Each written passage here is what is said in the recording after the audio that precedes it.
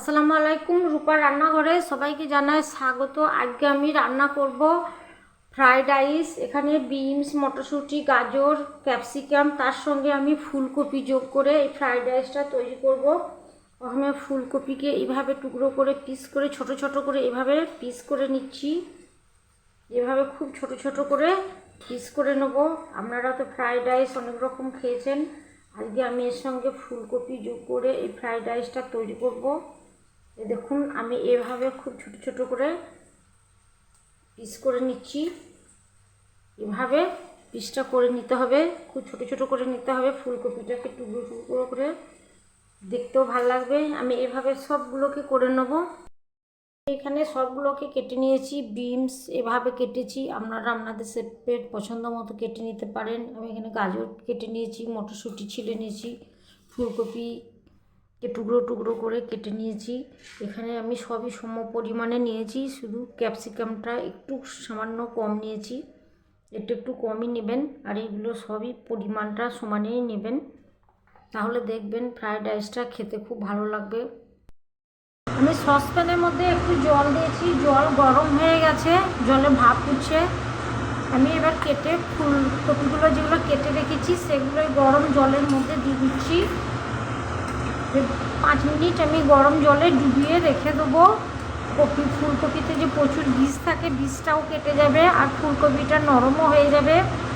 অনেক সময় ফুলকপিতে যে গ্যাস হয় খেলে পারে। এইভাবে আপনারা বাড়িতে যখনই ফুলকপি রান্না করবেন, যেভাবে রান্না করুন না কেন, ফুলকপিটা আগে গরম জলে ডুবিয়ে 5 মিনিট রেখে দিবেন। দেখবেন ফুলকপি খেলে গ্যাসও হবে না, ফুলকপিতে প্রচুর পরিমাণে যে বীজ থাকে বীজটাও কেটে যাবে। আমি এটা বাড়িতে করি, এই টিপসটা আমি আপনাদের সঙ্গে শেয়ার করছি। আমি এটাকে সরিয়ে রেখে দেবো। কড়াইয়ের মধ্যে ঘি দিয়ে প্রথমে গাজরকে আমি ভেজে নিচ্ছি। দিয়ে দিচ্ছি 1 চিমটি লবণ। লবণটা ঢুকে সেই জন্য আমি একটু লবণে দিচ্ছি। আমি এইভাবে সবগুলোকে ভেজে নেব। গাজর ভাজা হয়ে গেছে, এবার আমি একটা বাটির মধ্যে তুলে নিচ্ছি।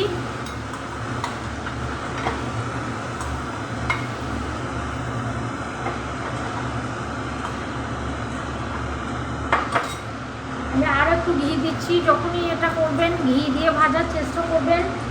দিয়ে দিচ্ছি বিনস আর ক্যাপসিকাম, দিয়ে দিচ্ছি সামান্য 1 চিমটি করে লবণ। আমি ভেজে নেবো, এটাও আমি সেম একই রকম করে ভেজে নেবো। দিচ্ছি মটরশুঁটি, মটরশুঁটিটাও আমি এইভাবে একসঙ্গে ভেজে নিচ্ছি। ফুলকপি, আর দিয়ে দিচ্ছি ঘি,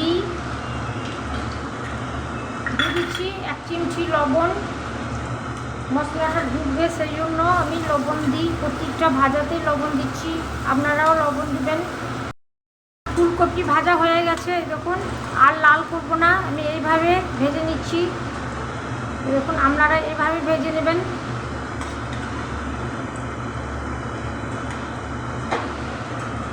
দিয়ে দিচ্ছি কাজু, কাজু আমি সেম এইভাবে ভেজে, কাজু লাল হয়ে গেছে। এবার দিয়ে দিচ্ছি কিশমিশ, ভেজে আমি তুলে নেবো। কিশমিশ ভাজতে বেশি সময় লাগে না। শেষে আমি একটা পেঁয়াজ আর ঘি দিয়ে একটা বেরেস্তা তৈরি করে নেবো, যেটা বেরেস্তা বা পেঁয়াজ ভাজাও বলে, আপনাদের যেটা সুবিধা সেটাই করবেন। আমি লাল করে ভেজে নেবো। আমি এদিকে ভাতটা বসিয়েছি, ভাত আমার হয়ে গেছে। এই দেখুন ভাতের মধ্যে আমি দারচিনি, লবঙ্গ, ছোটো এলাচ, তেজপাতা, স্বাদ মতো নুন আর চিনি দিয়েছি। তো ভাতটা আমি তৈরি করে নিচ্ছি। এখানে আমি 75% মতো ভাতটা করছি। 75%-এর বেশি করবেন না, তাহলে ভাতটা গলে যেতে পারে, দমে ভাতটা অনেকটাই হয়ে যাবে। সেই জন্য এই দেখুন এবার আমি ভাতের ফ্যানটাকে ঝরিয়ে, একটা বড় গামলার মধ্যে ভাতকে ঢেলে নিয়েছি। দিয়ে দিচ্ছি সমস্ত কিছু ভাজে যে রেখেছি সে ভাজাগুলোকে দিয়ে দিচ্ছি। ভেজে রাখা বেরেস্তা বা পেঁয়াজ ভাজা যেটা বলে সেটা দিয়ে দিচ্ছি। শুকনো খোলায় ভেজে রাখা জায়ফল, জয়িত্রী, ছোটো এলাচ, সব মশলাগুলোকে শুকনো খোলায় ভেজে গুঁড়ো করে রেখেছি, সেটা ভালো করে আমি মেখে নেব।